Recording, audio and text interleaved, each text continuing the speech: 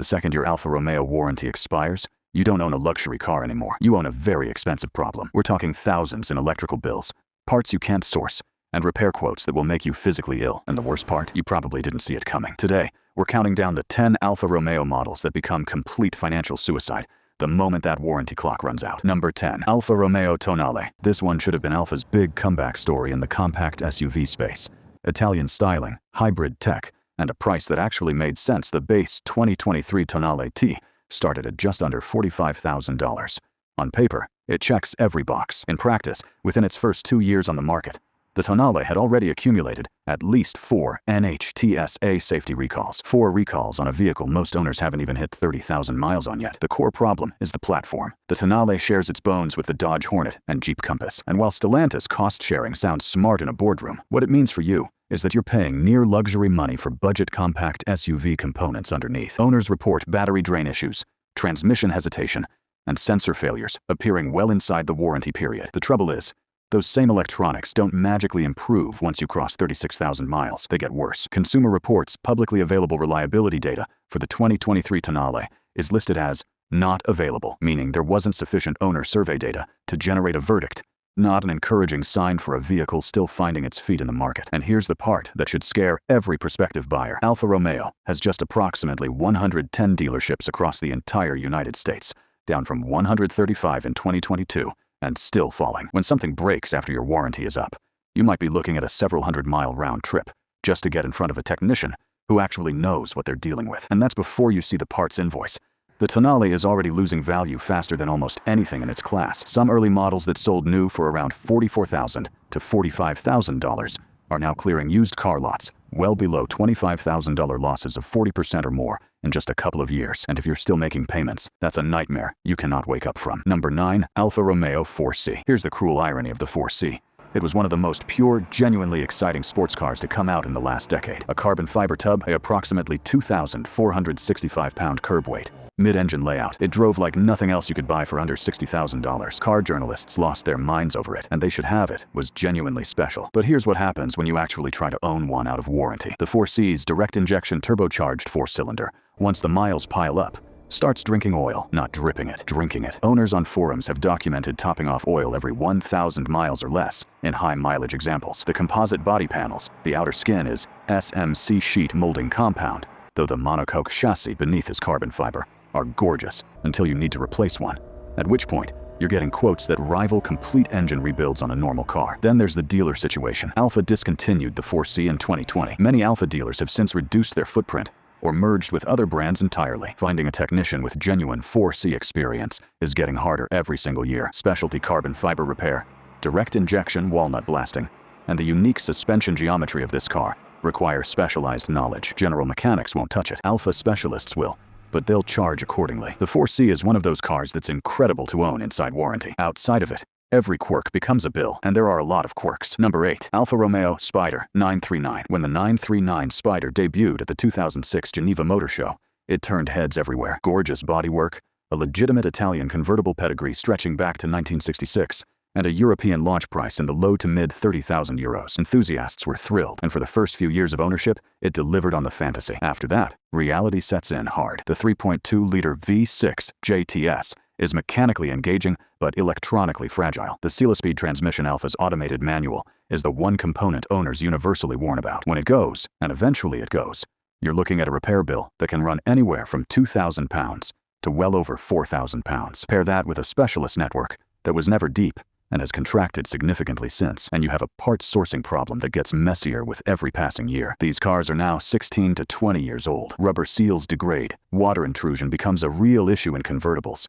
and electrical gremlins that were manageable under warranty become a full-time occupation without it. The Spider is stunning to look at, but in 2026, the list of mechanics who can correctly diagnose its Morelli electronics without guessing is very short. Number 7. Alfa Romeo Brera. The Brera never officially sold in the US in significant numbers, but enough found their way here through enthusiast channels that it warrants a spot on this list. And the reason is simple. The Brera is everything gorgeous about Italian automotive design, wrapped around a powertrain that punishes you for loving it. The same 3.2 V6 and the same Selespeed drama as the Spider, but in a heavier coupe body. Owners who've kept these running long-term have basically become amateur Alfa mechanics by necessity. The Q4 all-wheel drive system, when it works, is brilliant. When it doesn't, which is more often post-warranty. You're chasing down sensors, actuators, and transfer case components that aren't stocked at most shops. Italian parts sourcing for a low-volume model from a brand with a shrinking US presence in 2026 is not a weekend project. It is a part-time job. Number 6. Alfa Romeo 147. The 147 won the European Car of the Year in 2001. Sharp styling, fun dynamics, a twin-spark engine that was genuinely characterful. In Europe, it built a real cult following. In the US, the 147 was never officially sold. It was not homologated for the American market, and under the 25-year import rule, the earliest models only became legally importable starting in 2025. Any US-based community around this car is a recent and enthusiast-driven phenomenon, not one built on new car sales. The Selespeed automated manual strikes again here. The system begins to show signs of weakness from around 60,000 to 80,000 kilometers, with complex hydraulics and sensitive sensors at the root of most failures. And unlike a traditional manual or automatic, when it fails, it doesn't fail gracefully. It leaves you stranded, often locked in a single gear, with no ability to select others. The fix isn't cheap. Actuator replacement runs between €800 to €1,200, and a full rebuild can reach €3,000. Rust is the other villain. The 147's floor pan is vulnerable to corrosion despite factory underseal, and the suspension legs ahead of the front wheels are particularly prone to saltwater saturation and inadequate corrosion proofing. In climates that see road salt or high humidity, structural rust becomes a real issue in older examples, and it's the kind that devalues a car instantly. Parts availability in 2026 for a discontinued model from a brand with a shrinking US footprint is genuinely difficult. The 147 is a car you own with passion and occasional despair in roughly equal measure. Number 5. Alfa Romeo 166. The 166 was Alfa's flagship executive sedan, premium positioning, distinctive Italian design, and real ambitions to compete with BMW's 5 Series and Mercedes E-Class. On paper, the concept worked. In the real world, it became a cautionary tale about what happens when ambitious styling meets budget-constrained execution. The V6 engines, specifically the 3 and 3.2-liter variants, are powerful and characterful, but they come with timing belt tensioner issues that in worst-case scenarios can cause catastrophic engine damage with no warning. Timing work on these engines at a specialist is not cheap, and the 166's electrical architecture is a labyrinth of proprietary alpha systems that modern diagnostic software handles inconsistently at best. In 2026, a 166 is between 19 and 28 years old. Finding a body panel, a specific trim piece, or a correctly coded control module for a car this age, from a brand with this level of US infrastructure, requires either patience, significant budget, or both. There are passionate 166 owners who've made it work, but they'll be the first to tell you to know exactly what you're getting into before you write that check. Number 4. Alfa Romeo 159. The 159 should have been Alfa's mainstream success story. Striking design by Giorgetto Giugiaro, a range of strong engines, and ride quality that rivals the best European sedans of the period. Alfa was proud of this one, and the early press reception showed it. Then people started living with them. The 159's electrical system has earned a specific kind of notoriety in owner communities. Instrument cluster failures, random warning lights that cycle on and off with no cause, central locking modules that decide to stop locking things, windows that take creative approaches to the concept of going up and down. None of these are individually catastrophic. All of them together, on a car you bought used outside warranty, add up to a maintenance bill that bleeds you slowly and steadily. Then there's the 159 rides beautifully from the factory. That ride quality comes from a sophisticated suspension geometry, and sophisticated means expensive when it wears. Bush replacements, control arm work, and rear subframe components on a 159 can produce a quote that sounds like a minor engine rebuild. It genuinely costs that much to do it correctly. The 159 is a brilliant car that requires a specific kind of owner, one with patience, a trusted independent Alfa specialist on speed dial, and a contingency fund they don't mind dipping into regularly. Number 3. Alfa Romeo Stelvio. This one stings because the Stelvio is a genuinely excellent SUV to drive. Ask 10 automotive journalists to name the best driving luxury compact SUV, and a significant number will still say Stelvio. The steering is sharp. The body control is real. The Quadrifoglio version, with its Ferrari-derived V6, is one of the most exciting things you can put an SUV badge on, but then your warranty expires.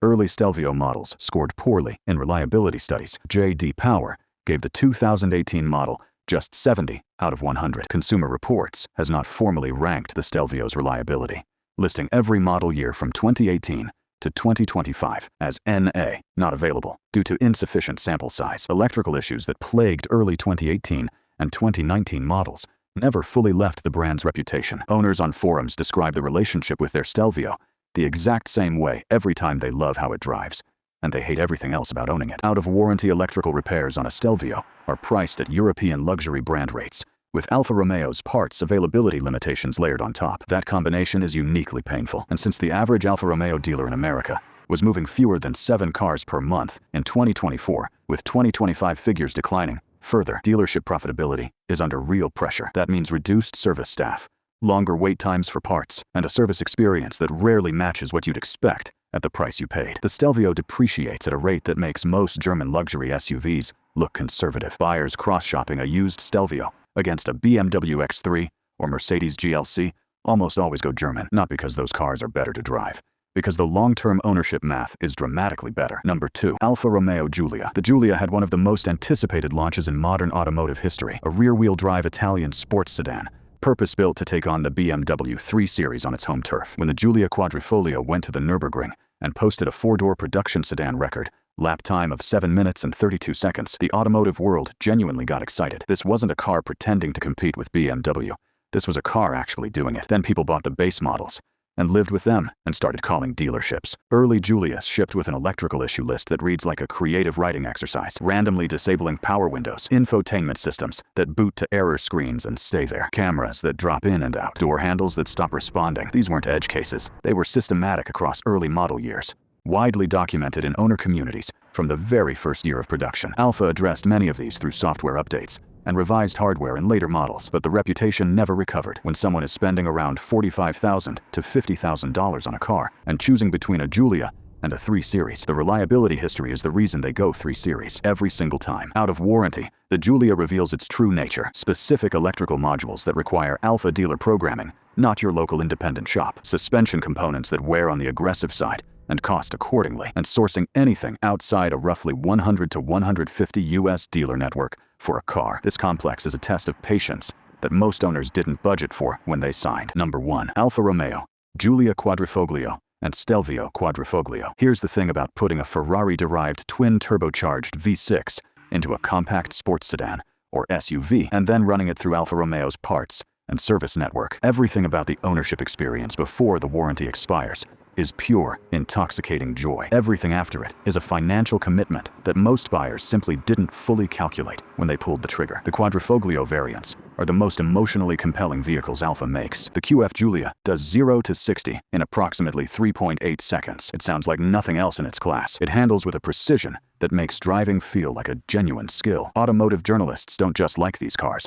They are passionate about them, and rightfully so. Used buyers, however, face a very specific reality. A Ferrari-sourced V6, serviced at Alfa Romeo dealer rates through an approximately 110 dealer US network, with parts that are not interchangeable with anything else on the road, means that when something goes wrong, the invoice number reflects the engineering exclusivity of the powertrain. Drive belt, accessory belt. Service on the Quadrifoglio is a major scheduled item. Budget accordingly. Valve clearance checks, turbocharger inspection, and carbon buildup cleaning on direct injection are not optional on a car used anywhere near its performance limit. And the depreciation. A 2019 Giulia Quadrifoglio that's stickered near $80,000 new is sitting in the mid to upper $30,000 range today. That's more than half the value gone. For a car with a Ferrari-derived powertrain and a Nürburgring record, that looks like a deal right up until you need something fixed. The Quadrifoglio is the most brilliant car on this list, and the most financially dangerous used purchase on it. That is the Alfa Romeo paradox in its purest form. No other brand does it quite like this. So,